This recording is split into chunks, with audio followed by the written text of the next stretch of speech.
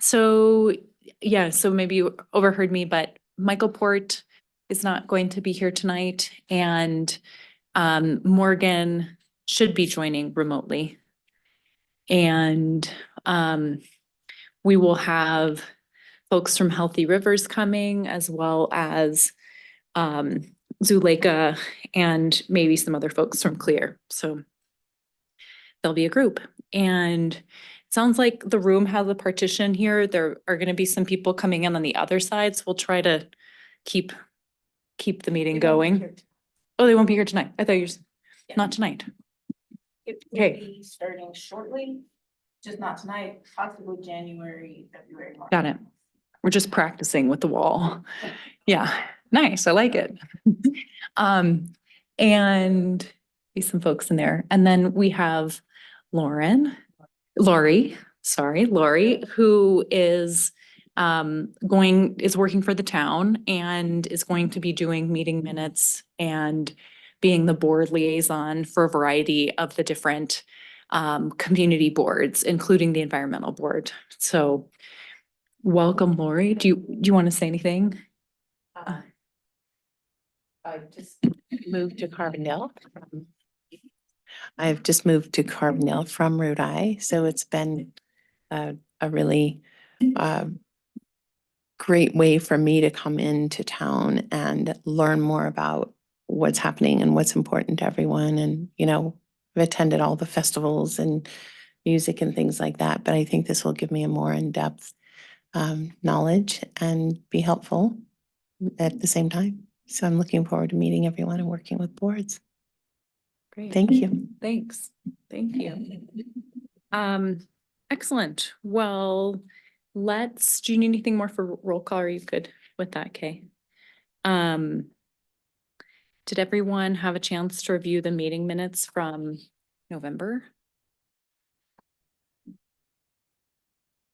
Any comments on the meeting minutes? Did anyone see the Thunder River production, the minutes at Thunder River? I felt like I wasn't at the meeting and need to know what the minutes were, and they're, high stakes discussions. So I was really looking for the minutes.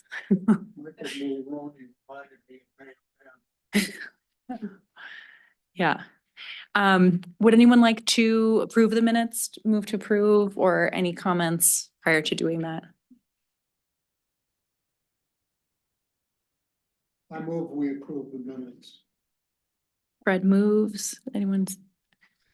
Quinn seconds. All in favor, say aye. Aye. Great. Excellent. Well, let's go into our people not present on the agenda. We've got Lisa, who will join us in a minute. No one else. I don't think there's anyone online. Did Morgan end up joining online? Doesn't look like it. Maybe not yet. Great. So the next item, we have the update from Chris. Chris sent it was in the meeting packet. Chris sent kind of a list of update from the Board of Trustee. Did folks have a chance to see that? Do you want to, we can just kind of go through like high level kind of notes. Actually, agenda, was it? I didn't get one. It's not in the meeting packet. Oh, I guess I'm still sorry. I'm like, had mine back. That's Chris's update from the last meeting. Sorry, I was reading through that. I thought he was gonna send something ahead of time, but sounds like not. Scott, do you want to give an update from your side? Sure. I don't have a whole lot of updates, but I think the couple things that I've seen not within the utilities side is the Chacos Park ice rink is up and running, waiting for it to freeze. So you know that's happening. And I believe there's been some continued discussion about the master plan for that park. So there's plenty of opportunities for you all to weigh in if you have any input for that master plan. Let's see, there was some changes to the town tax collection program. I don't know if you saw any of that, but basically the state is collecting taxes for the town now. So if that impacts you, there's some information on the town website for that. And I think you've already touched on the aquatic center last week or last month, based off of what I saw in the meeting minutes. So I think you should all be apprised of what's going on with the aquatic center. And let's see, for things I actually know about, we're doing some bridge maintenance out at the Nettle Creek. Shouldn't really impact anybody, but starting tomorrow, if you're coming from up the Crystal, you might have some delay as they're working on the Nettle Creek Bridge. And update on the hydro project is it is plugging along. However, we've had some minor challenges, as large projects have. Some delayed in shipping of some of our micro hydro components like the generator, and some general just weather delays and such. Some challenges getting a concrete truck up that steep hill. So yeah, but it is moving along, and they're starting to work on the structural components of the powerhouse.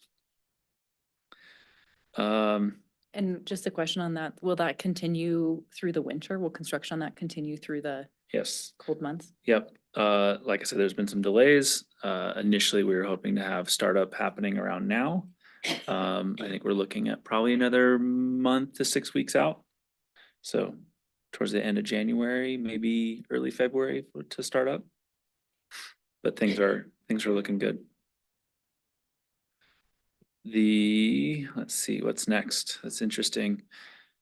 We kicked off a project for the Roaring Fork treatment plant. This is down by the nature park, where we're gonna simplify our treatment process down there. We have some antiquated filtration systems, processes that require a lot of pumping and moving parts and compressors, and it's a whole the building down there that you see at the bottom of the nature park is full of equipment, and basically it's gonna get replaced by some cartridge filters that are newer technology that are, I don't know, maybe the size of this desk space instead of the size of a building. It's gonna really simplify and should decrease our power consumption as well. So positive movement there. So we're shooting for that. Kick that project off. It goes into a permitting and design phase, and then we're hoping to construct late next year. So some nice progress there. And I think something that actually will matter for everybody here will actually enjoy is we are testing some cellular water meter systems, and we're hoping that this will give us a better understanding of our water consumption throughout town, and it's looking promising right now. It will also, so right now what you may not know is that to record water meter readings every month, we have a staff member spends 4 days driving around town to all homes. You have to get within, I think, 50 feet of the house, and then the car essentially picks up the radio frequency and collects a meter reading. This will all be cellular based, so basically once a day, the meter will send out a text message with a whole data packet of all the water consumption for the day, and will give us a lot more resolution on water usage. We'll be able to stop water leaks and prevent 4 days of driving around town. So environmentally, I think it's a very positive move. We're testing right now to see if these meters will work throughout our area. We need to make sure we actually have cell signal everywhere. And then anywhere we don't have cell signal, we're gonna dive into troubleshooting and problem solving around it. Once we get that initial testing information back, I believe I'm gonna start working on a grant application to move towards these meter replacements. So got a lot of steps to get there, but it's kind of kicking off another large project and should really benefit water savings. I'm just curious about this, although it's a separate system? Are there any, maybe we talked about this before, are there any meters on irrigation ditches? Well, there are. Not flumes. that, yeah, They're partial flumes, so we can measure how much water we are taking from the river, right. but it is not a holistic metering system and nothing's automated, so I can get a kind of a snapshot of what kind of water is being used, but it's difficult. There's no like real-time data. Mhm. Mhm. Thanks for that update, Scott. Anybody have? Got a Hi. question for Scott. Yeah. Sure. The Roaring Fork water treatment that you talked about Mhm. upgrading. Will that increase the capacity of treated water? Not initially. Our plan is to maintain capacity with future expansion potential. There's no reason for us to increase capacity until we start drilling more wells out there. I've just been told that there's site access issues with our local property owners. Yeah, I'd heard that there was plans to add another well or two. When that whole system was brought online, as I understand, we were permitted up to 10 wells. We currently have 3 in place.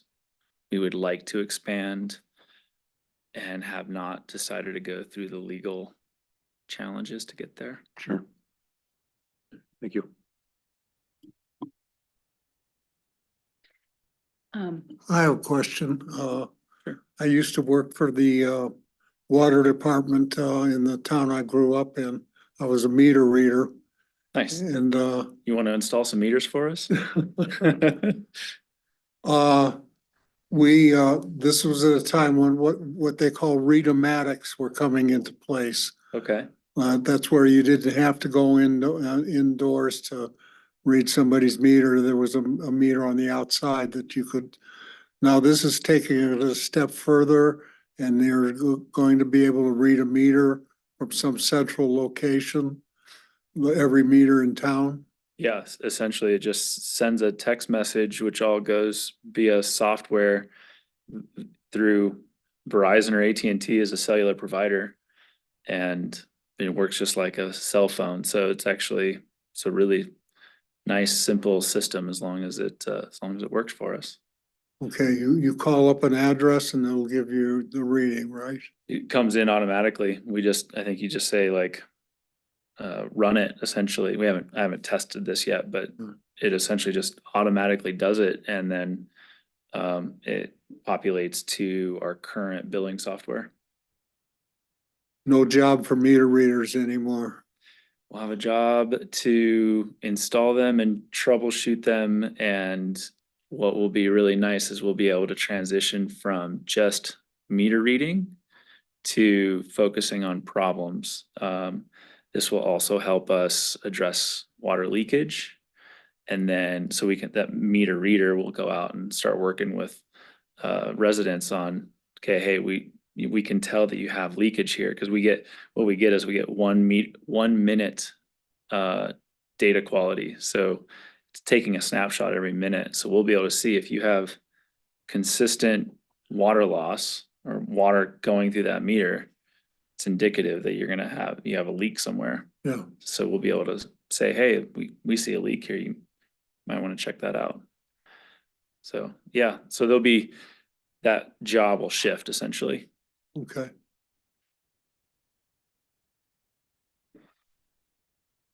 One other thing that I'm aware of that maybe actually Quinn might know more about, but from a town standpoint is that the MAP project, MAP Carbondale, is open for the next round of feedback. And there's a online map where you can kind of select areas that you think are areas of concern or provide general feedback. They did a first round the end of the summer, and then now that's open again. So Quinn, I don't know if you know anything you want to add to that, or same, Scott. No, I think that's right, Hannah. I can't remember the exact dates, but I'll look those up and send it out to the group. Yeah, I know they were out at First Friday Mhm. at the beginning of the month, but I haven't checked in on that. So thanks for the reminder. Yeah, I just added some comments on the map. It's there. Kate, do you have something, Kate? Yeah, I do. So comments are through December. And if you go to Carbondale Connect on the town's website, that will access map Carbondale and the current live map. Great, thanks. Thanks, Scott. Any other questions for Scott?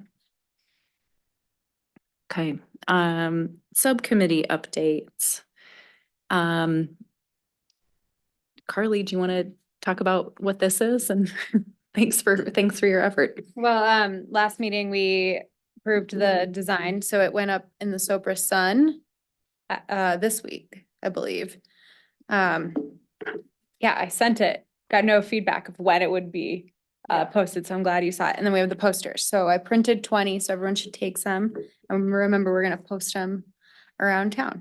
Oh, perfect. You see it? Yeah. That's awesome. Maybe they'll Yeah, send thanks us a for- bill. Thanks for doing that. Yeah. Great. Great, and yeah,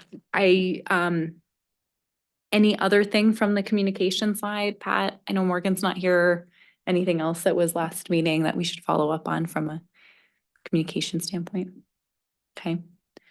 How about Fred and Michael's not here and Morgan's not here, but any updates from your group, Fred? Pat, was there anything we need to report? Good question. What do you think, Fred? You got any ideas? I have some notes. How about you can read the notes and then we'll jump Okay. around and come back if you've, once you summarize. I can give an update from the Be Friendly side. Jane can add whatever else to this, but I have a few different things happening on the Be Friendly end. One is that we are kind of on the project side, continuing to do some work in the Sopris garden. There were several kind of ongoing to put that garden to bed and work on it, additional mulching. So that's been happening over the last month or so. Jolene and Lisa have really been leading that effort. On behalf of Be Friendly, Jolene and Lisa also put together some comments for the Chaco Park and shared that with Eric about some principles around pollinator habitat. We are working with Carl, the arborist, on a few things. One, pre-ordering some plants for next summer for the Thompson House. We got that order in today. And also working on a plan for the 8th and Main triangle, which is right where 8th Street and Main, right kind of catty corner from White House Pizza. We're working on putting together, we've got a plant list and we're working together with Carl on putting together a plan and schematic for that area. So we're still in the work on that. We met last week and we can circle back together, Jane, you and I toward the end, but made some progress there. We are also working on getting prepping the application and getting materials ready for the turf replacement program, the residential turf replacement. Generally modeling that after what Glenwood has done, which was the plan to begin with. So we're gathering both resources and then drafting that application. And then Scott will circle back with you and Kevin in the new year just to kind of share our progress there. What else? We've been busy on the landscape code side. So I had been in touch with some folks through the Water Now Alliance, which do a program called Project Accelerator, which provides 250 pro bono hours to like build capacity within a geared towards smaller municipalities for a variety of different water conservation projects. And as we all had discussed, there'd been an effort around reviewing and updating the landscape code portion of Carbondale's UDC. And we had a really worthwhile discussion with town staff, Scott, Eric, Carl, who else was there? Jared, most importantly. Yeah, and then had some further follow-up with Jared. We're gonna table that for now, but just in terms of staff capacity, even though this would be kind of a resource enhancing, there's still staff time. So we're tabling that for now, but we are aware of that grant opportunity. It's no matching required. It's just pro bono hours. So that was worthwhile kind of groundwork to connect with them and know that that's an opportunity in the future. So circling back on that. Did you follow up? Sorry. Did you follow up with Water Now Alliance and let them know that? I they're did. gonna Yeah, put it on hold? I did. Okay. Yeah, I followed up with everybody. Yep. Thank you. So that's what Be Friendly is up to. And we're also working on a website for Be Friendly, so that's coming soon. Let's see. Any questions on that? Did that all make sense? How about anything on anybody else update EV side? Anything happening there? Any other conversations that folks have been a part of that would be good to report out? Hi, everybody. Welcome. Thanks for coming. I can say a few words about the battery program at Rotary. Oh, that'd be great. And then I just remember, I want to circle back, Fred, Yeah. to you, because you were going through your notes. So. But yeah, that'd be great to know. What's the latest on the battery? You ready? I Or was just going to mention that Patrick and I went to Rifle to an MC meeting. ECMC is what used to be the COGCC. It's called, now it's called Carbon Management Association. And they are the ones who are regulating oil and gas operations in the state now. And they came to Rifle for a meeting to hear people's concerns, and there were some people there, including Patrick and I. The subject that I brought up is that the organization I'm with, 350 Colorado, is partnering with Safe and Healthy Colorado for a ballot issue to put on the ballot next year that will call for a cessation of fracking permitting by 2030, so that they will phase down fracking operations or permits until 2030, when they won't be issuing any at all. And of course, this is something we're very much in favor of because of the emissions that come from fracking. Some of them quite have severe health impacts. But anyway, I talked to him about that, and my basic question was, why are we waiting until 2030? It seems to me we can just stop issuing permits right now, and don't make the people who are currently fracking stop fracking. But as far as new fracking permits, I don't understand why we can't do it right now. And that was the question I put before them, and I never really got a clear answer, other than this is a more manageable way to do it, to phase it down rather than immediately phase it out. So that's something we talked about at our last Climate Action Committee Plan Committee Subcommittee meeting. So I thought I would mention it. thanks, Fred. Did you get from that group that they had ever turned down a well application? Yes, they And- said they turned down 50%. Oh, okay. That's not what I hear from other sources. They just turned down a few, but that's better than what they used to do, which was zero. They never turned down a drilling request. For those of you that are new in the area there, the Garfield County is pretty well drilled already. If you've ever, I've had an opportunity to fly over it in a small plane and we looked at all that. And it's pretty striking when you see it from the air, all the well pads out there west of Glenwood Springs. And one of the big issues was that's more or less resolved is how close can a well be to a residence? Because there's health issues, obviously. And so what is it now? Is it 2,000 feet?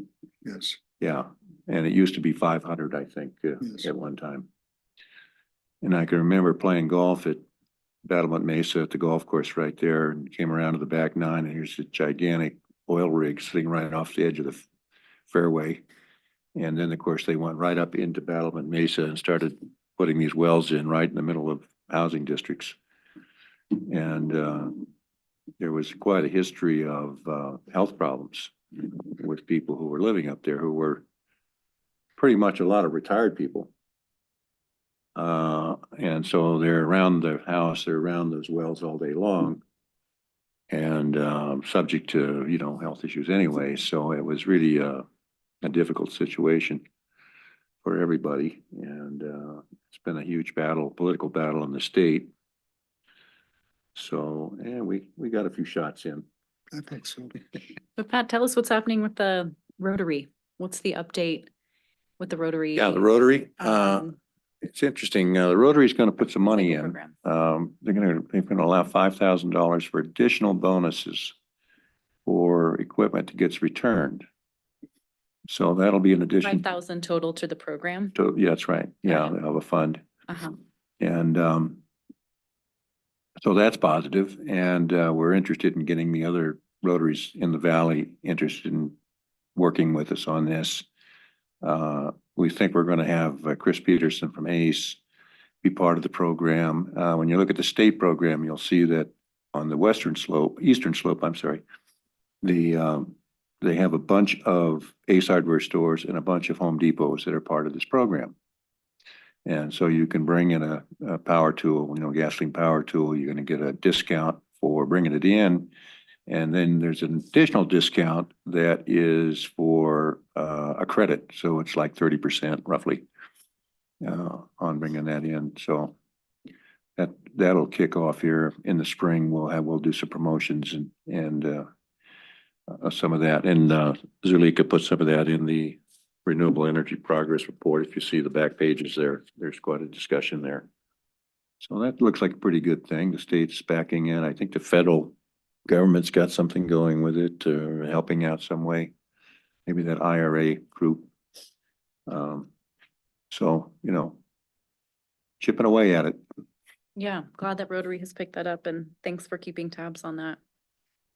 Oh, I also had a quick conversation too with Chamber of Commerce.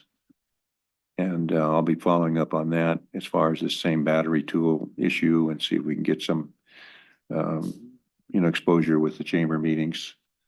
And the actual reason I was sent to talk to her was by this subcommittee, is that the Rotary happens to do the cleanup on the highway out where that visitors center overlook is as you're coming up into town. Mhm. And there's kind of a trash problem out there. So people stop and then they just dump their stuff, you know, on the ground and whatnot. And so the other guys on the subcommittee said, go talk to Andrea and see if we can help. And she said, we've got it. And we're working with CDOT, we're working with RAFTA and doing all these other things to try and figure out the best way to handle that. So Yeah.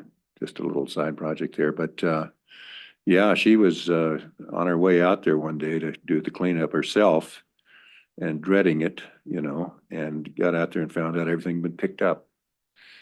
The Rotary Angels had Thanks been to the there Rotary. first. Yeah. Well, thanks, Pat. Yeah. Zuleika, hi, Hi, how's it going? great, how are you? Doing well. Good. And Let's- are we up? You're up, yeah, Team here today. that's great. Will you Introduce your Yeah. team and all Yeah. your group, that'd be great. Yeah. And then we can let's flip flop after this and do our action items after, so we can just move up because you all are here. So Okay. Just we'll follow this. We can bring some more, can we bring? Yeah.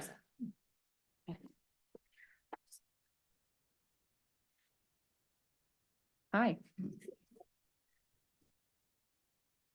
That's the last one. Yeah. Can you do a Christmas carol maybe, or? We look like we can do a lot of things. Anna's very That good is at that. possible. So this is Christina Matzel. Have you presented here before? No. Well, why don't you introduce yourself? My name is Christina Matzel and I'm an energy program associate with CLEER. Yeah, and then Lauren? I'm Lauren Serbier, a consultant with CLEER. Actually had the privilege to work with the e-board as the town energy manager in 2007.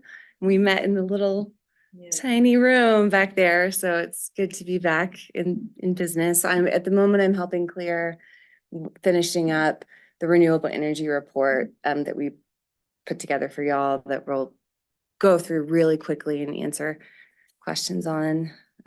We'll see what 2024 brings. Yeah, so I thought I would just do a quick overview, like update of CLEER stuff, and then I will hand it over to Christina and Lauren to talk about the renewables report. So we, the Board of Trustees passed the budget and we got what we asked for, which was $80,000 for the scope of work that we proposed. And we will begin that on January 1st, another year, come right up. So right now we're just finishing up all of the 2023 items, reaching out especially to not homeowners, building owners of buildings over 20,000 square feet that now have to start benchmarking. And so making sure that they know that that is happening and that they need to do that because it's new. We are, there's some, I'm like trying to think if that's kind of the home energy score is the other main piece that we're finishing up at least 2023 portion of. So we completed, I think, just about 50 homes between September and December and have learned a lot. And we are going to continue with the second 50 in the first few months of 2024. And, this is both giving us a good baseline, it's not baseline data. It's kind of an overview of the quality and, state of Carbondale's housing stock, current housing stock. And then we're going to do that targeted, energy coaching once we have that to help people make the decisions to improve their homes. And what else? I feel like we're just kind of tying up the end of 2023 goals, getting ready for 2024. Zuleika, just a question on the home energy score. Mhm. How did the outreach, kind of targeted outreach work? And have you all with the kind of full 100, do you feel like that's the kind of range that you were hoping for? Or Well, any thoughts? yeah, so the targeted outreach that we did is we hung door hangers in neighborhoods that we wanted people to sign up from. And we did not get very many people signing up through that method. So we're going to have to do, and we're not going to, now that we've done kind of 50 on a more or less first come first serve basis, we're going to be figuring out a more targeted outreach. We are also going to focus a little bit more on those townhomes on 2nd Street that are included in the net zero district, because we want to include that kind of as a whole package. And then we haven't talked about yet how we're going to do that more targeted outreach to the neighborhoods that we want to see more uptake in. We're just gonna have to figure that out in early 2024. We're definitely getting people who are already doing they're either in new houses or they've already done an energy retrofit or they just had a home energy assessment. There's a lot of people who are just excited to do this kind of thing. But they're not really the people that we're looking for. So, yeah.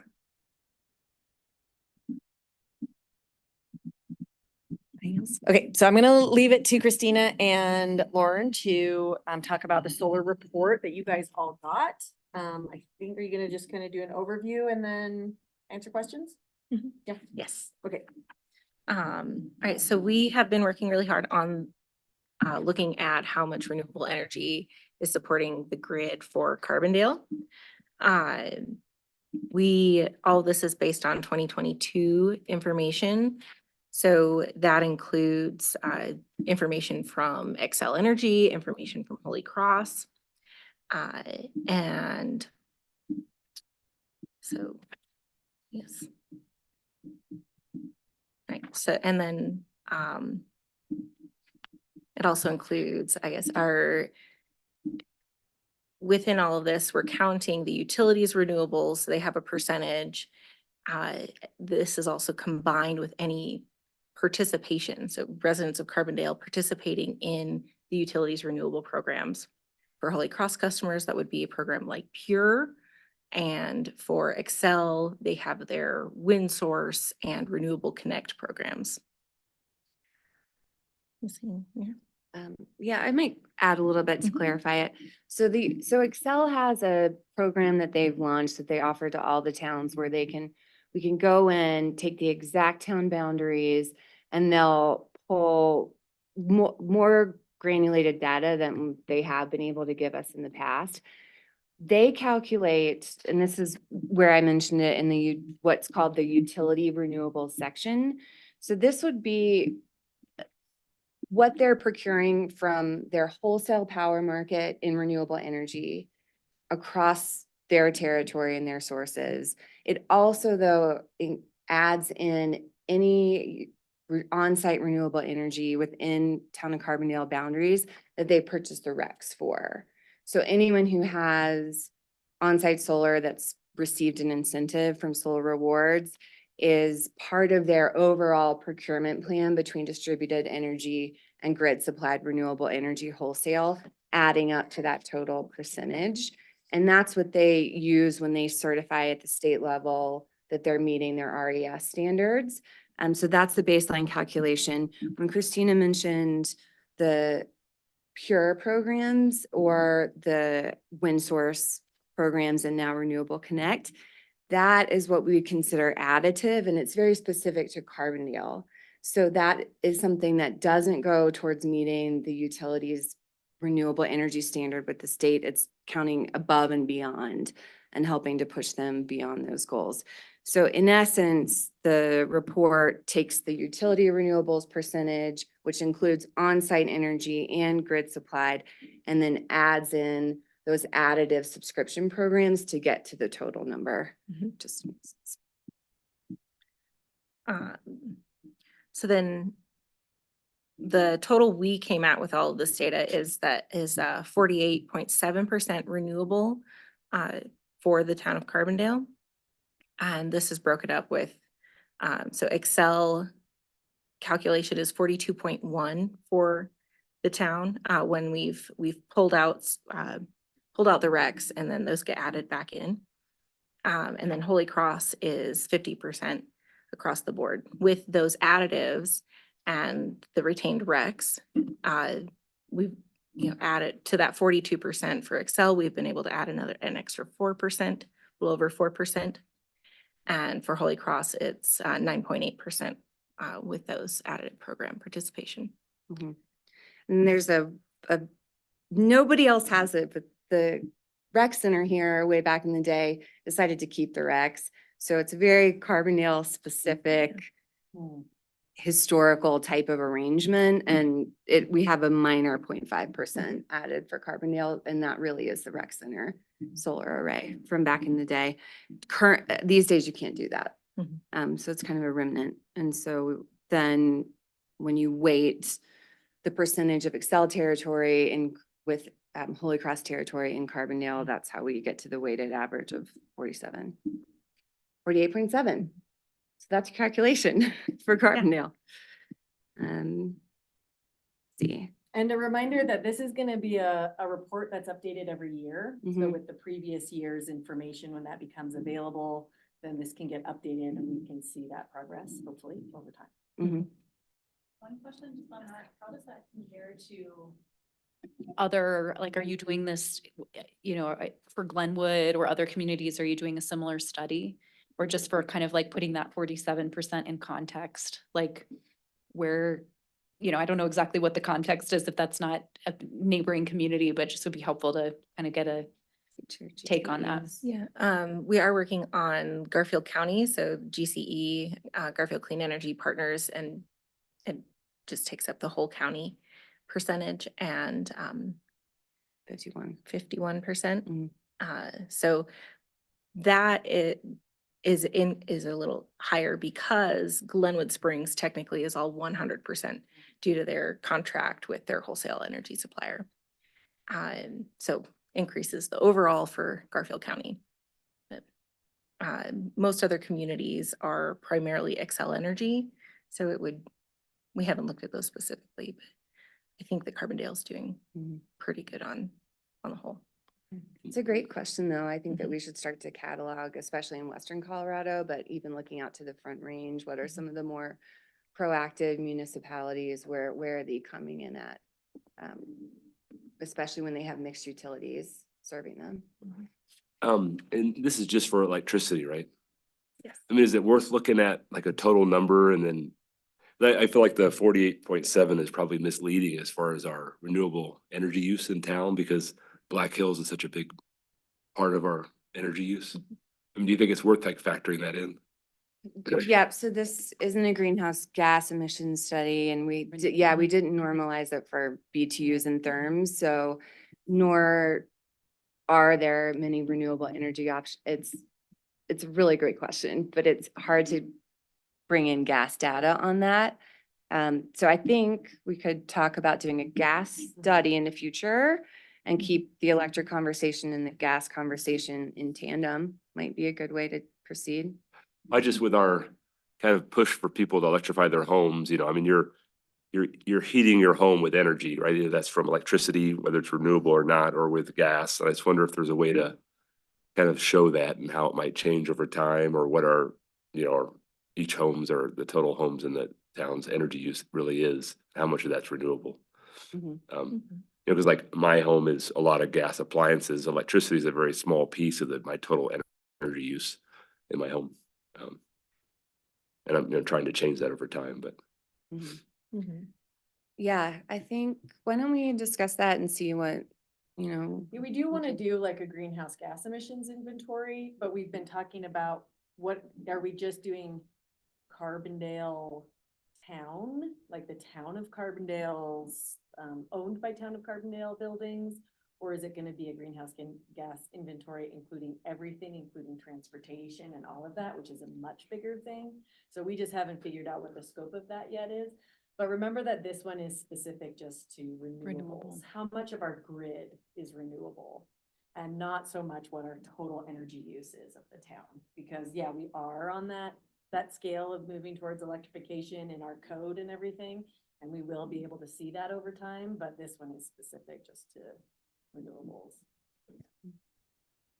Thanks for clarifying that. We always, having, talking about this, presents other questions. We're not trying to pick apart or critique, but just, Yeah.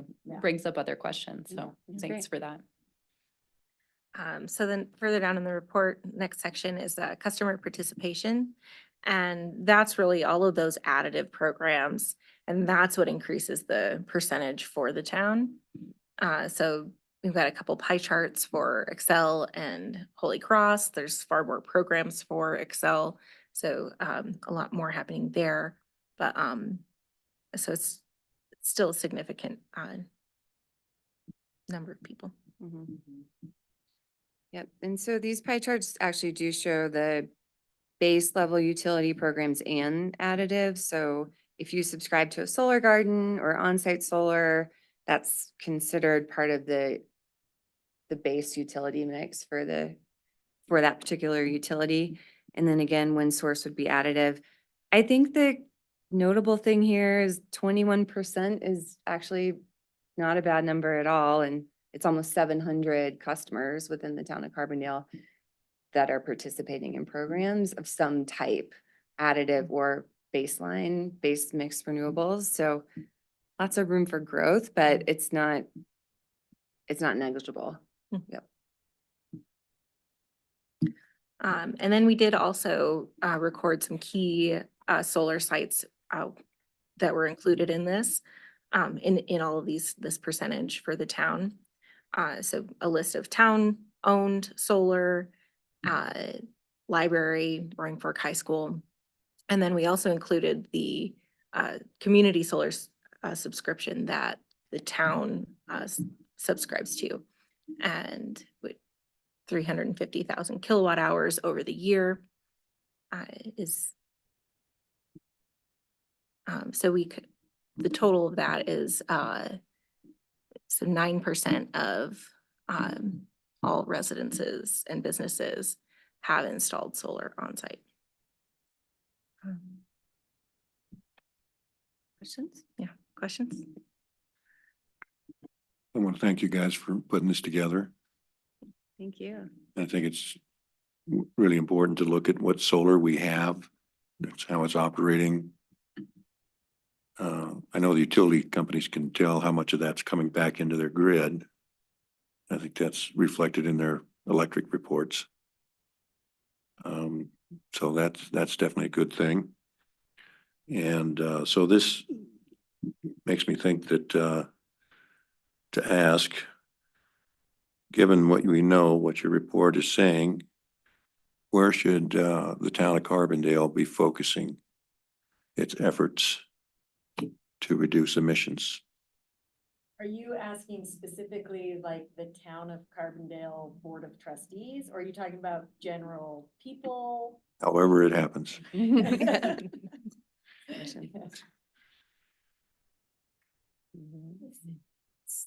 So we had discussed, because I did include the looking ahead page with a lengthy list of recommendations that for the purpose of this meeting, it would be great actually if we could take that up in 2024 in the first quarter, because this is the question, right? This is what we're all working on, and it's complicated. And this is also 2022 data, and we should have 2023 information much more quickly than we were able to get 2022. Mid-year, we should Mhm. have it. So I'm wondering if we could punt on that and get back to you with a strategic planning session on that and come back where we could delve in to some more recommendations at a different That time. makes sense. Yeah, that would be great. Okay, Zuleika? Yeah. Okay. If I could make one suggestion there, we have, since the original 2006 Carbondale Climate Action Plan, the #1 project was listed as increasing the efficiency on Town Hall. And so I think you guys have been working on getting something together on that. Is there anything you can report on that, or? Just that the money to do it is in the budget, that the town is also applying for a grant. I think it's an energy office grant for specific to municipal building electrification, so it's perfect project. And so there's no RFP yet because that is still to come, but the money is there. Is there a budget? I think that Lauren said she was able to put in 270,000. Okay. Yeah, it might not be, it's definitely 250 plus. Yeah. We won't quote you on that. Yeah, please don't put that. There's over 200,000. Is there a timetable? Not yet. Thanks for the update, you all. Thank you. Anything else from the CLEER standpoint? But Just that there's at the bottom in the packet, there's the lawn care equipment electrification. We talked about this a little bit last time. This is the information that Dova put together based on all of our conversations about this stuff. There was an article in the Aspen Times today about the new state legislation. And some recommendations about things we can do moving forward. We continue to, be excited and support the Rotary Club to do their trade-in program and seeing what else we can do to really move this kind of not necessarily project, but just this type of greenhouse gas emission reduction forward. Yeah. That's it. Had another question on the, Pat, let's just in a matter of time, and we've got some other folks here, but we can circle back if we've got time. I will put the 2024 kind of look ahead recommendations on the list for some of the next, we can figure out when that makes sense to get on the agenda, but that would be nice to have that be kind of a focused discussion. That'd be great. Thank you. Yeah. Great. All right. Thank you all. Thank you. I'm gonna just kind of flip-flop these things since we've got guests here and want to be respectful of your time. So, hi there. Hi, Lisa and Lisa. Thanks for being here. Bill, there. By a mic. Okay, great. Okay, cool. Yeah.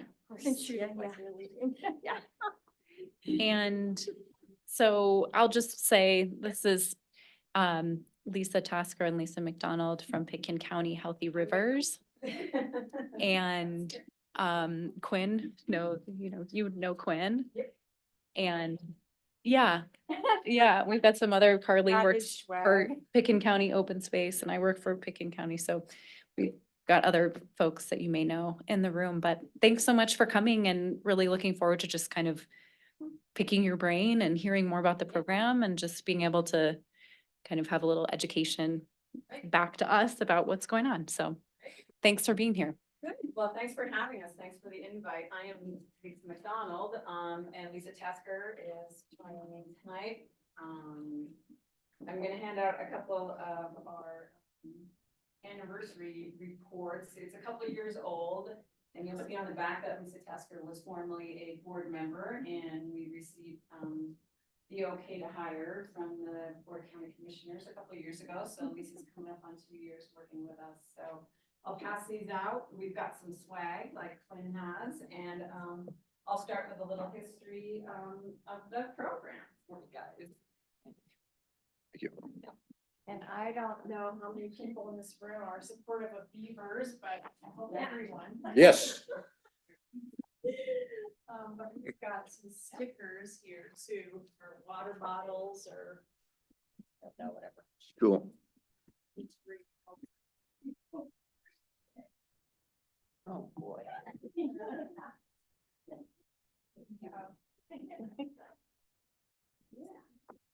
You guys can check out some hats. Like Lisa said, we're doing this whole beaver program, so we're kind of all about beavers these days.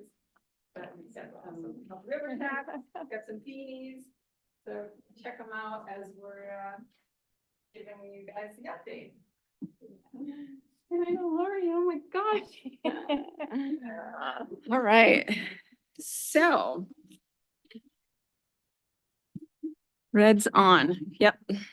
Okay, do we have people on Zoom tonight or just, no? We record and someone may jump in, but it's Okay. not, there's not anybody on. Live on YouTube. Oh boy, pressure. All right, well, great. I guess I will start with a little history of the board.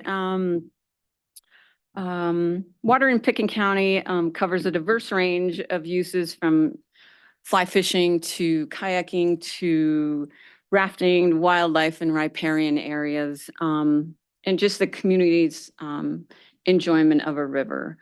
The board has an aspiration statement, and we aspire to be a leader in protection, defending and enhancing rivers and streams through collaboration on watershed-wide opportunities, solutions, and education. The board and the program was formed out of a general concern for the watershed by our then county commissioner in 2000, I think 7 and 8, Rachel Richards. And it was heightened by the fact that we are a headwater county. Rachel discussed with our county attorney, John Ely, her initial concerns centered around trans-mountain diversions, but it quickly expanded into in-basin diversions. And if they are not managed appropriately, it could have a detrimental effect on our watershed. Our concerns were tied to more closely to quantity of the river flows due to our geology and topography. Rachel also looked at fellow headwater communities, in particular Grand and Summit counties, and how they were dealing with increased diversions and the millions of dollars needed to respond to increased development pressure. And she realized we needed a dedicated fund to allow us to adequately protect our watershed. Our general fund could not afford something like that.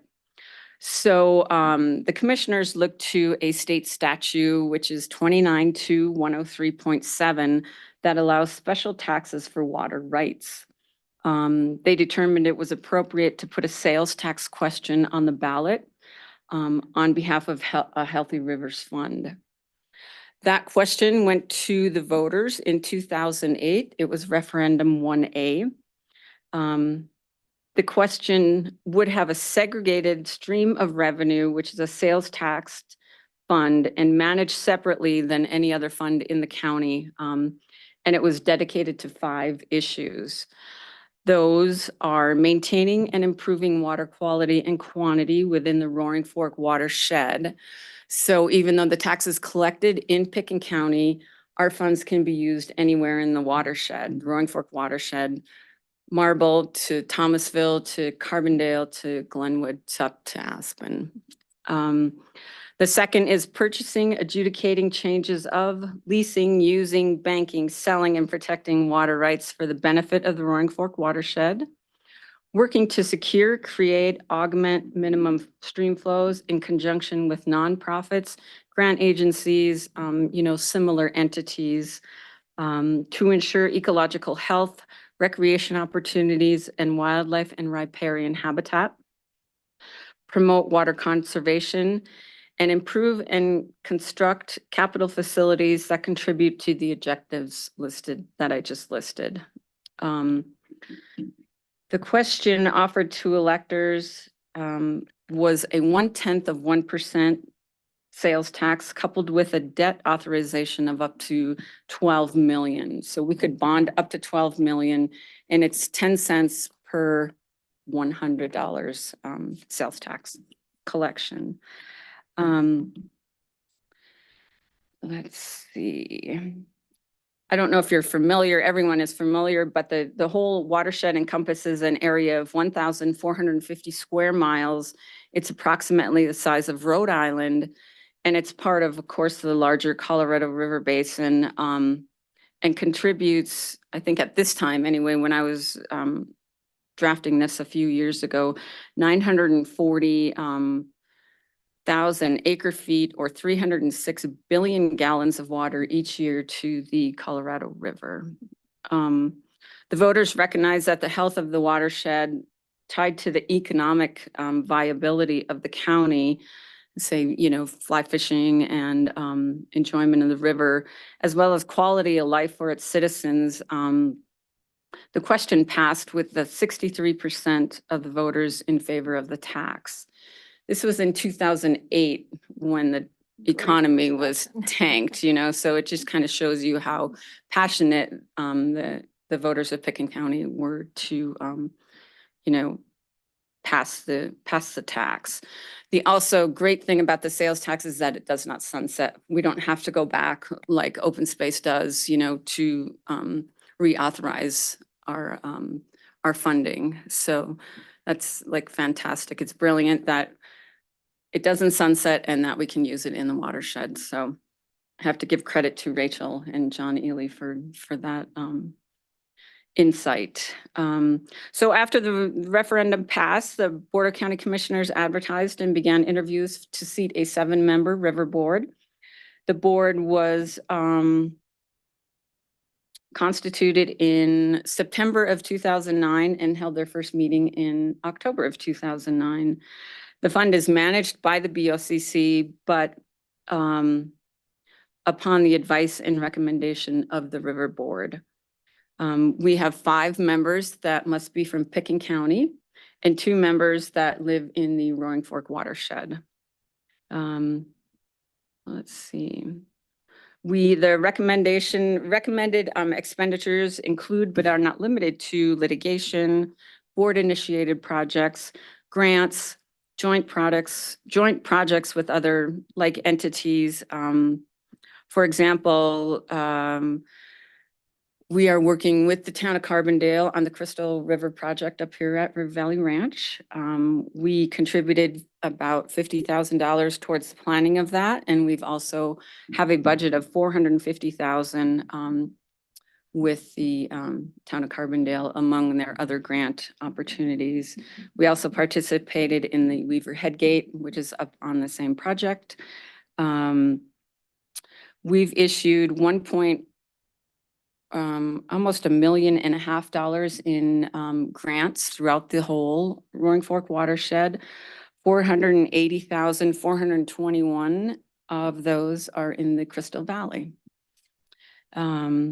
We work with CPW, we work with the Roaring Fork Conservancy, we work with Wilderness Workshop, and we're also strong advocates for the designation of the Crystal River as a wild and scenic river. Let's see. I think that kind of covers a little background and a little history of how the project or the program started. So I think Lisa's going to take it over and talk about beavers and some other projects that we're working on. And yeah, I'll let her go. Do you guys have any questions so Yeah. far or anything that's of interest particularly that you might want to bring up or? Beavers. Yay, Let's do Jane. beavers. Yeah. I had a question on the general water supply on the rivers. Are they declining? Pretty much the data is out that yes, with the warming temperatures, we end up with a lot more evaporation. And yep, the Colorado River is probably one of the better studied rivers, and we're obviously part of that big contributor. And yes, there's declines that they've estimated in specific percentages. So people like Brad Udall and those folks that were at CSU, yeah. And is there any specific work that's being done to try and deal with that central fact as far as your Healthy Rivers program? Well, I think one thing that we're doing right now is we're trying to support beavers. And I really do think that is that's actually an amazing thing to be able to do because they can actually help with better water storage up in our headwater systems as far as groundwater is concerned. And as far as flows that end up returning back to the rivers, they can allow for flows to happen for a longer period of time during the water season, during the river season, especially in the late summer, early fall, that kind of thing, because when you end up with more groundwater, it's seeping out for a longer period of time. So that's one of the huge benefits. And so on that note, yeah, I mean, don't we all wish we could do more? I mean, obviously you guys were just talking about renewable energy. I mean, there's just so many facets to this, right? But yeah, so what we did is last year we approached the Forest Service and we asked them if they what they knew about beavers on their properties and if they had enough information to be able to understand maybe how to move forward to support them more. And they actually did not have any information because they just are historically, constantly underfunded, especially by Congress. So they did not have any studies that had been done yet. So that was a huge opportunity for the Healthy Rivers program to be able to partner with them and fund 2 interns to get out on the ground. And they stayed within the Roaring Fork watershed and covered a lot of sites. I did 1 full season, two gals who were very impressive. And they found out that there's not really all that many beavers that are out there, but there are some beavers that are out there. But yet there is also a lot of other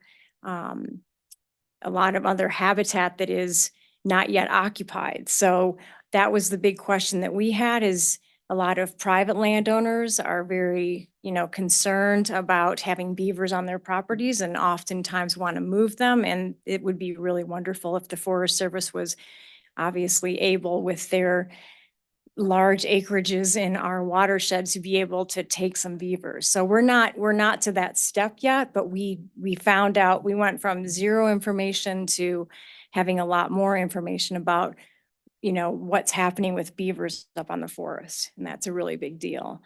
And one of the main reasons why we did want to start on federal lands is because you get into a little bit less complexity as far as water rights are concerned, with the higher you are up in the watershed. So that was a project that was completed just this September, and the final report is being finalized, and that'll be some interesting information for everybody to be able to peruse. And then next summer, we're also going to support sort of working further down that path. We're working with Clay Ramey, who is the fisheries biologist for the western part of the forest. And he's not a beaver expert, but he has passionately picked up this project. And he was the one who worked with the interns this summer, and he's pushing it forward and very interested in completing the rest of our goals as well. So just to back up, we also are working on, we have a Roaring Fork Beaver Working Group, and it's been just very quiet. Because we're trying to do this step by step and in a very calculated manner, and hopefully, not step into many things. There are a lot of other groups that are around the West, especially the Northwest, Montana and Idaho, California now. There are a lot of other groups that have been working with beavers and trying to support beavers that have already made a lot of the mistakes and already had a lot of successes. So we've been tapping into those people. There's also a Colorado Beaver Working Group, which we are also connected to. So everyone's trying to keep talking to each other and figure out how to make these things happen. For example, one of the main things in our area is we do not have a holding facility for beavers. And that is something that we definitely anticipate, and CPW anticipates being necessary, because if you're going to try and move beavers, probably what's going to end up happening, although it's not in place now, is that you'll probably have to end up holding them for a certain amount of time to sort of, well, they can actually transmit some diseases that supposedly that's not something that is really well documented in our state, or not a very big concern yet, but we anticipate that to be something of a concern in the future. So there's a number of discussions, there's a number of steps that have to happen before we start potentially moving beavers around, although that is happening with certain, private individuals, and without, necessarily communicating with CPW either. And you're really supposed to be communicating with CPW if you're moving beavers around, but that isn't, of course, happening. It's better if it does happen, because then you're more successful. So anyway, so that's beavers. It's really exciting, and I can get into a lot of details about that. Another great thing about this program, which I was very fortunate to be able to be on the board from the very beginning, and then to transition into working with the program with Lisa. And it's an amazing program. It still has incredible amount of possibilities, and so I'm really thrilled that it has such a very open the fact that it says that water quality and quantity are what we should focus on improving, that's a very large swath of ground to cover.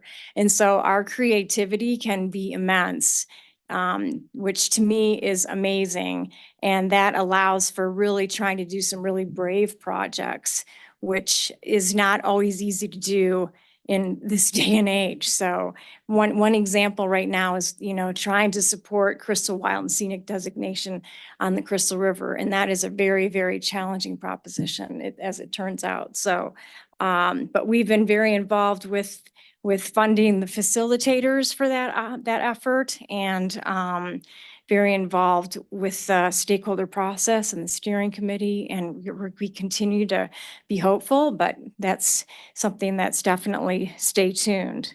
The other thing is, we are very interested in trying to work with irrigators potentially and see if there is, Quinn Donnelly has been involved with the Robinson Headgate. That is an interesting project, although that probably is not one where there's some sort of huge irrigation efficiency that is, maybe Quinn can speak differently, but the one nice thing about that was there's some amazing river improvements. So, but we are very interested in trying to investigate, how to support anybody who's willing to try and improve their irrigation efficiencies, whether it's from, telemetry at the head gates to, trying to allow them to be more efficient in their water use so that perhaps someday the river will be able to realize some of those extra water instead of that potentially being, sent on down as wastewater. So there's a lot of opportunities that are still available. But yeah, so we do have a very robust grant program that Lisa kind of mentioned, and it's twice a year that people can come and search for grants from us. And we have 150,000, although it's been moved, it's improved. Yeah. Yeah, this just for 2024, it got bumped to 200,000. So we were handing out $150,000 a year. So, and that has been an amazing program as well. I don't know if anybody was involved with the Youth Water Leadership Summit or heard about the Youth Water Leadership Summit. That went on for 4 years, and that was a pretty amazing program that was throughout the schools in the Valley. And there was a summit that they had at the end of the year in the fall, where all the students got up and presented to each other about different topics. So that kind of went away with COVID. After COVID, we sort of we lost our ringleader on that, but we are now, for example, we just helped give funding to the Marble Charter School because they have a very interesting program that they're trying to pull together, which is they're trying to get they're going to bring in the Crystal River into every aspect of their curriculum. They're trying to weave water and the Crystal River into some aspect of math, art, whatever, science, biology, music. So that's kind of an interesting project, that very creative, and they're working with the Roaring Fork Conservancy, ACEs, and other groups so that they're not, reinventing the wheel. And that also is something that really tied in very well with our efforts to, get wild and scenic on the Crystal, because it just helps to kind of talk with the children up there, the kids, about, how important river health is and water quality and water quantity and those kinds of things. So yeah, anyway. Scholarships, yeah. Oh yeah, scholarships, that's right, yes. Yeah, we also have scholarships that we hand out every year to Aspen High School, Basalt High School, and then either Roaring Fork High School or Glenwood High School. So we hand out, so we cover the watershed. And those are $5,000 a piece. So if you know any students who are you know, hot on the topic of water or river health in high school. That's a possibility.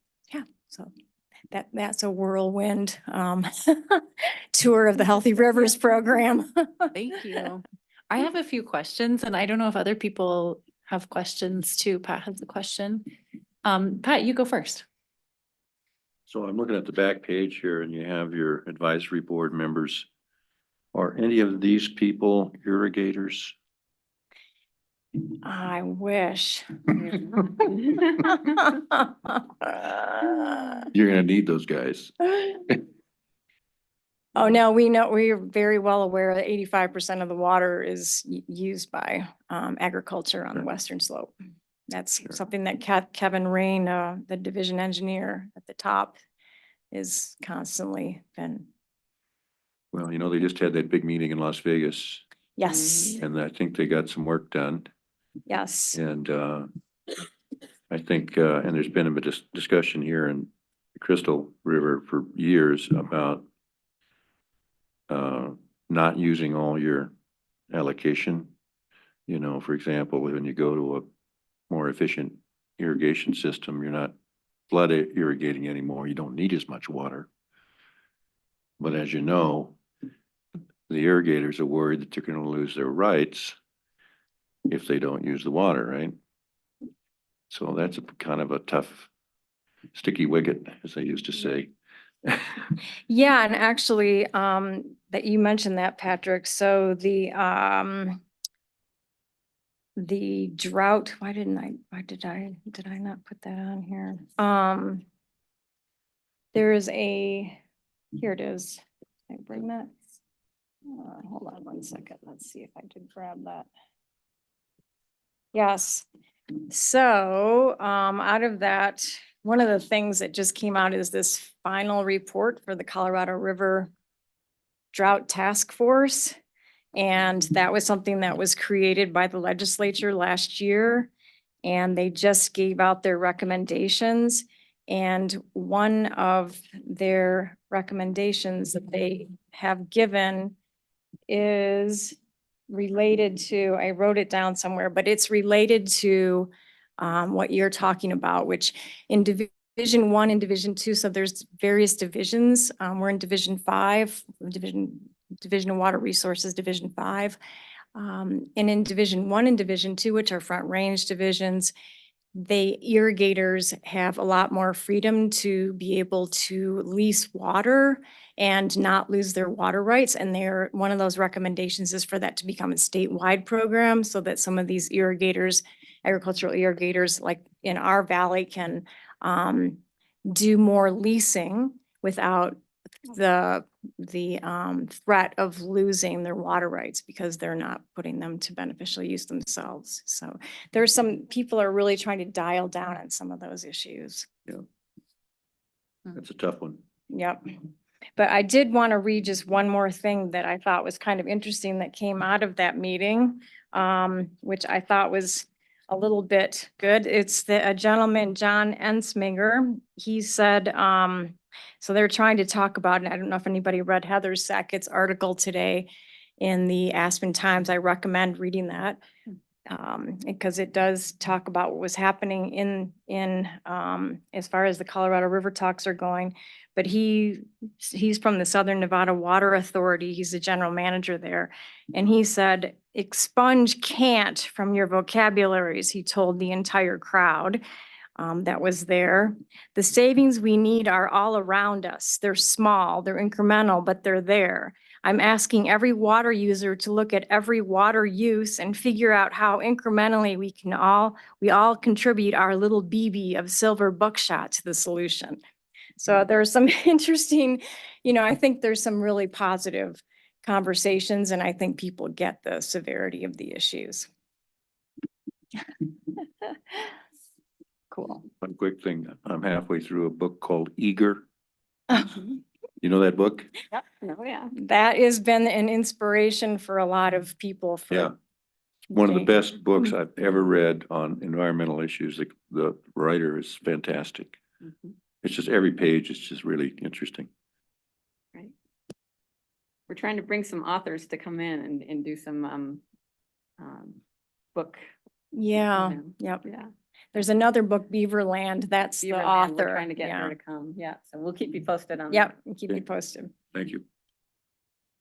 Thank you all so much. Sure, I absolutely. just had one question about, I see this, you're kind of 10 year. I'm interested to know what kind of from a watershed larger standpoint, what's the kind of, is there a current and updated report from a water quality standpoint that happens for the Roaring Fork watershed? Is that, I'm just curious to know kind of an inventory of, we're thinking about supply, and I know there are a lot of, distinct studies that are happening, but I'm just curious to know, there was a report that was done in 2017 maybe, that was Roaring Fork wide.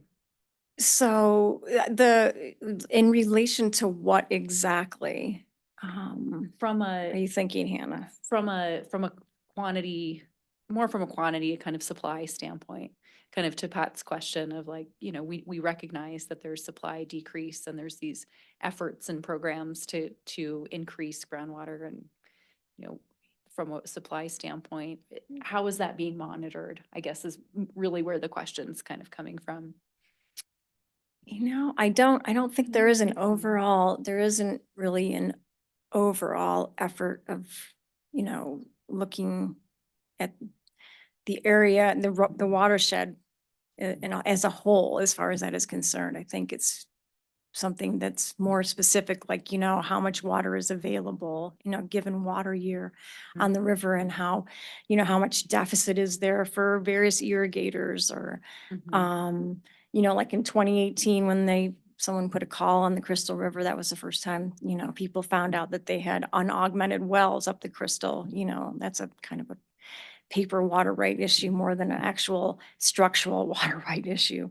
So, there isn't really such a thing. The Roaring Fork Conservancy is very good at putting out a lot of different reports, and we've funded them the most of any organization, which, makes sense because they're the watershed group. We work obviously pretty closely with them. So I don't think there is an answer to that. Yeah.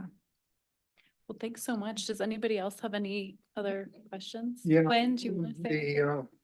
Oh, go ahead. Oh, I was joking Give with it a Lisa. hard Lisa Tasker likes to ask hard questions of people in presentations, and I was gonna come up with something good, but I couldn't do it. Darn it. Fall Yeah. down. For you. Fall down. Yeah, no, and it's really great. We've worked with Quinn for years, and it's been really remarkable. River Restoration is a pretty spectacular organization to have, obviously situated here in Carbondale. Jane's brother's been on our board since the beginning, so. Yeah.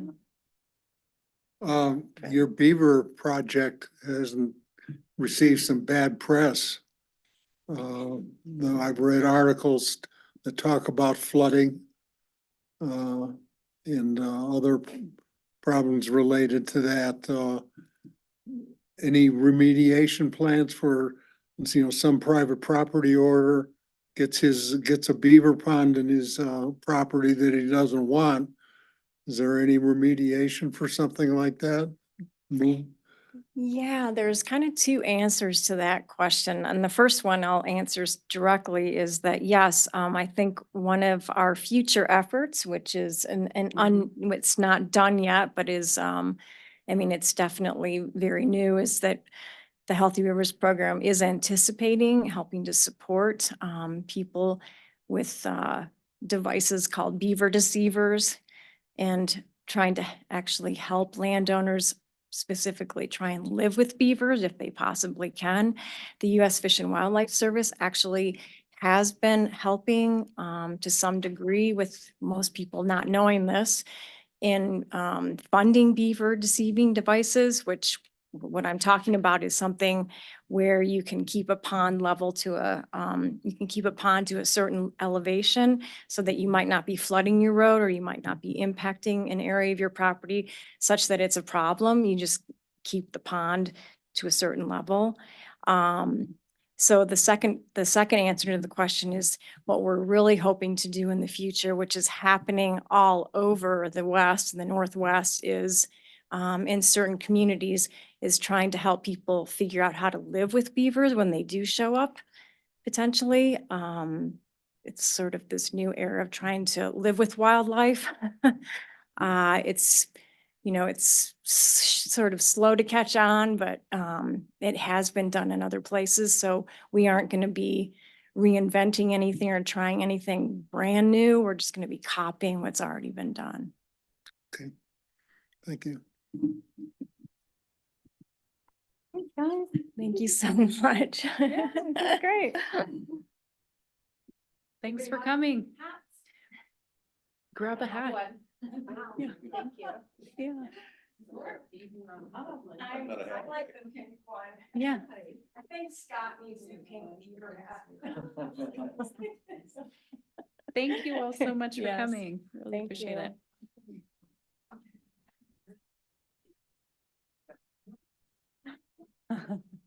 If it was a beaver. There's a beaver on there. Yeah. It's right in the B. Oh. All right, well, we're gonna take note of that. Okay. Great. Well, thanks to you all again. We appreciate it. Yeah, that's great. Thanks. Nice to meet you, Hannah. I don't Yeah, yeah. work for the county, but don't see many people anymore.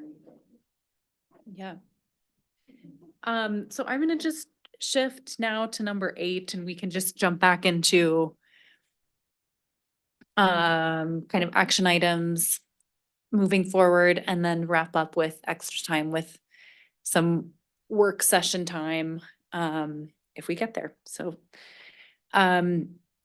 let's do, let me just jump to 8.3, the Dandelion Day update, and say we don't really have a strong update other than the planning committee has been working on Dandelion Day planning. It's going to be the day before Mother's Day in May, which I'm not sure what the day is but it's the second Saturday in May in 2024. So mark your calendars.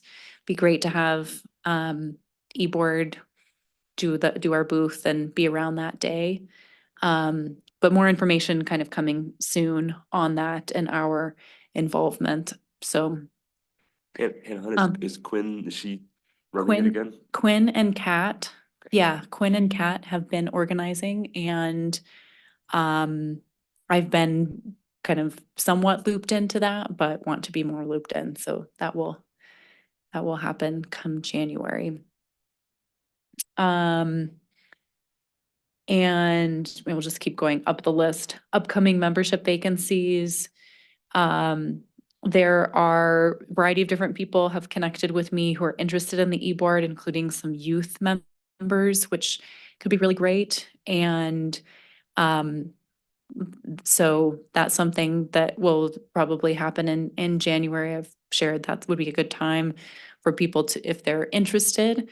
We also have some renewals potentially, or some kind of time happening for Pat and I believe Fred in terms of terms expiring. And I received Pat's renewal application, and Fred, if you're interested to renew, send a application in and we can, have that conversation next January. Do I call that application up online or I have to pick? You can pull it up online. Yep, you can pull it up online. It's on the eBoard page. Yep, if you can't find it, let me know. And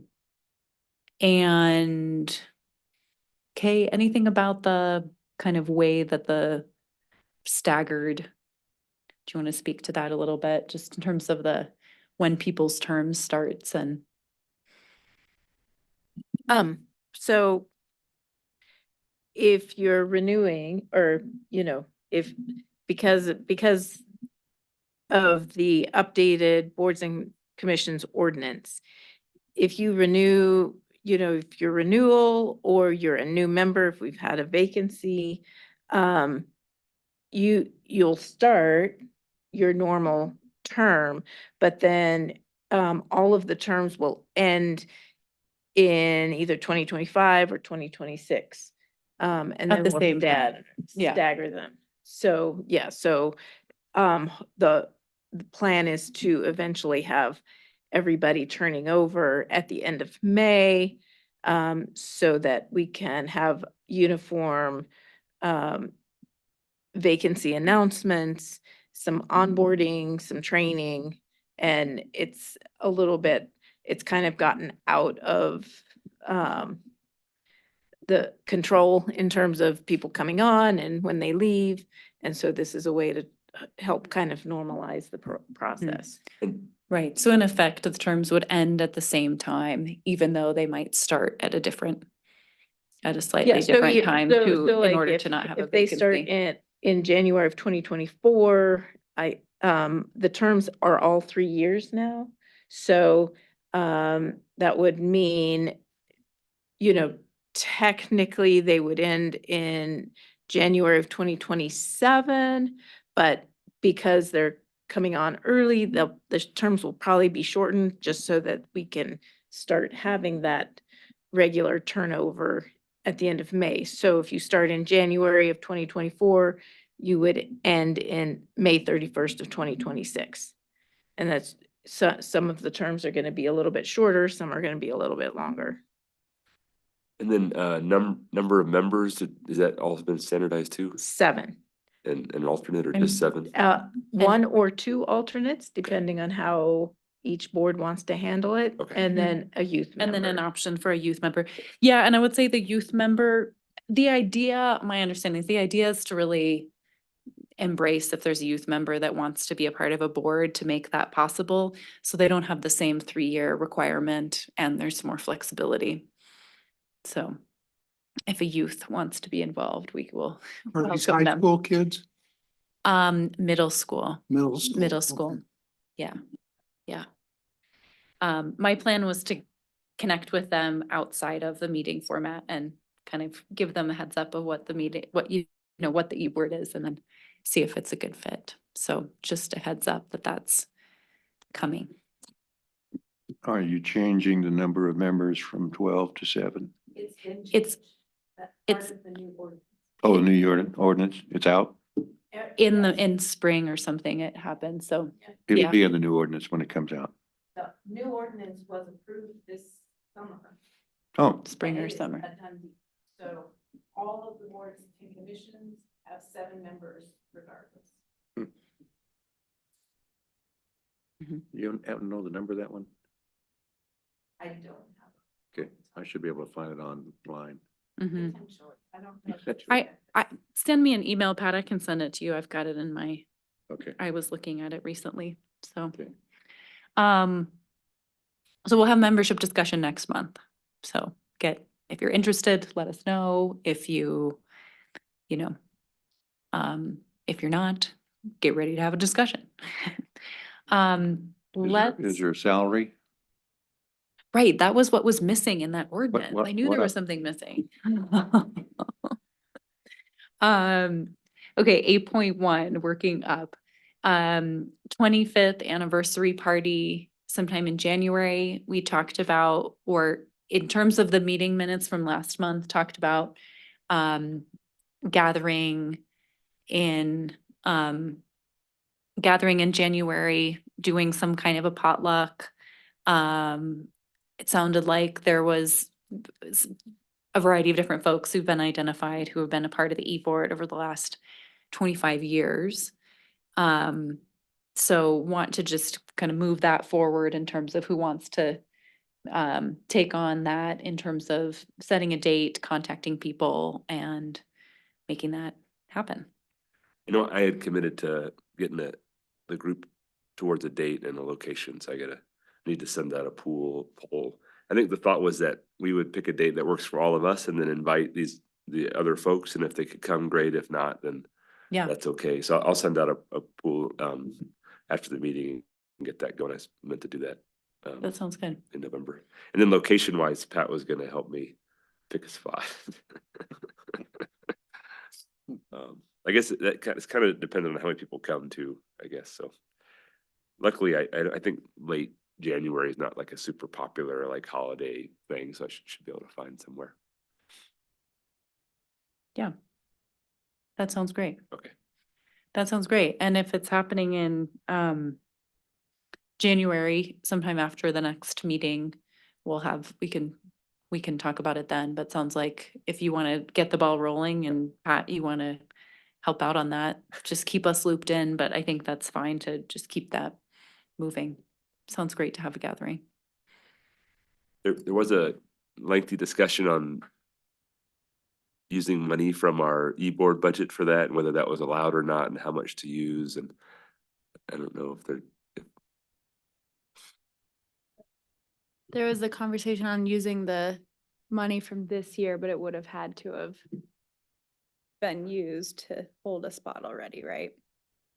That was what, I mean, right, that was the, if, depending on what the option was, if it's a potluck, it doesn't necessarily need to be, significant fund added toward it, or if it was something that was happening this month, you could put it to, could put funding in, so. I guess in terms of, I mean, I'm not aware of any limitations, Kay could speak to this more, but I'm not aware of any limitations for using funds to, for some sort of, non-alcohol, but in terms of being able to, Yeah, you can't use but it. in terms of being able to hold a venue or something like that, I think that's probably in bounds. As far as I know, I would probably check with. Will do. Lauren and Yeah. Christine Yeah, before you make- yeah, we'll do. It'd be great though to have a few options of like a place to host that would be free or not free. So, or if anyone wants to host, that would be a nice option too. Yeah. Yeah, depending on when in January, potentially we would be interested to host, so. Yeah, and I think Keep that in Pat, the you had said you were gonna put the list together. How many people is that looking like?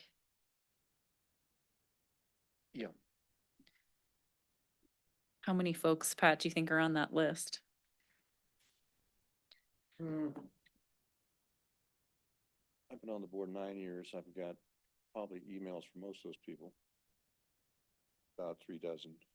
Okay, That's just going back to that point. And,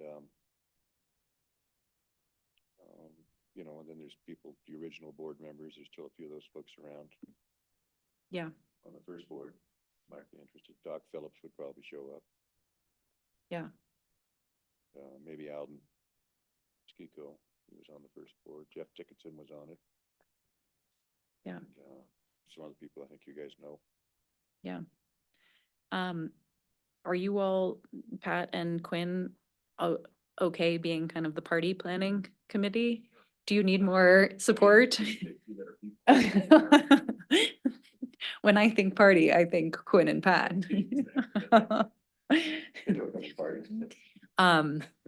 If you need additional support, let us know. Otherwise, maybe just take it and run as far as you can, and then we can plug in as we can help. This week. Great. Any other comments? Any other, Pat? I think you had something earlier. Do you have anything? Oh, I've always got stuff. But Anybody else, Carly? Anything on your side? I just want to say, Carly, thanks for doing the flyer. It looks really cool in the paper and stuff. So Don't forget to take them because our assignment was to take a few, Let's pass them out. post them at places like Village Smithy Board or Bonfire or Wherever you find yourself. wherever you think someone might look at something. The rec center. I don't know if she did, but we can. Yeah, Do let's it? put one out here. Oh, yeah. One in town hall. I call that spot. Yeah, that's on your list. Great. Fred, any final comments from you Meeting? for the meeting? Or you want to move to adjourn us? supposed to put these up at like the Smithy or something like that. Right, everybody's gonna be trying to put it up at the Smithy. Yeah. Bring us Yeah, Yeah, where people the see rec it. center. yeah. I don't have anything else. Hey, I will move to adjourn. Second, all in favor? Say aye. Aye. Great, thank you.